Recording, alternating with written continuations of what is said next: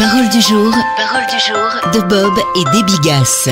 Bonjour à tous et à toutes. Nous lisons dans la première épître de Jean, chapitre 1er, verset 7. Le sang de Jésus nous purifie de tout péché. Fréquenter l'Église, faire de votre mieux et suivre de vagues préceptes bibliques, tout cela ne vous mènera pas au ciel.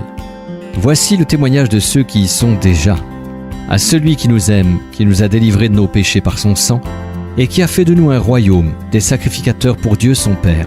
À lui, la gloire et le pouvoir au siècle des siècles. Apocalypse chapitre 1er, versets 5 à 6. Une histoire édifiante se cache derrière une corde cassée, exposée au musée du Cervin à Zermatt en Suisse.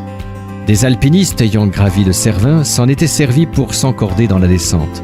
Mais l'un d'eux avait glissé et entraîné 3 compagnons avec lui dans le précipice. Les autres membres de l'équipe s'étaient cramponnés à la corde dans l'espoir d'arrêter leur chute. Mais hélas, sous le choc et devant leurs yeux horrifiés, la corde avait cassé, les entraînant à la mort. Pourquoi cette corde ordinaire ? Ils devaient pourtant savoir qu'une vraie corde d'alpiniste se reconnaît aux liserés rouges qui la parcourent. Voilà une bonne leçon. De la Genèse à l'Apocalypse, la Bible est traversée par un fil rouge qui représente la seule chose qui peut vous sauver, le sang de Jésus. Les croyants de l'Ancien Testament avaient la croix en ligne de mire.